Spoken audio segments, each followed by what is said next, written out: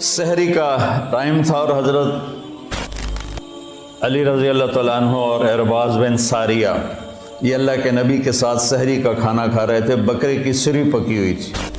تو تینوں حضرات کھا رہے تھے، تو بلال رضی اللہ تعالیٰ عنہ آئے اذان دینے کے لیے، تو آ کر دیکھا آپ کھا رہے ہیں، تو کہا یا رسول اللہ لقد اصبحت،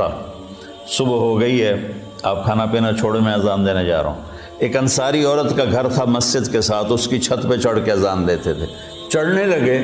تو پھر خیال آیا دیکھوں چھوڑا ہے کہ نہیں چھوڑا، واپس آئے تو دیکھا وہ کھا رہے تھے، تو آپ نے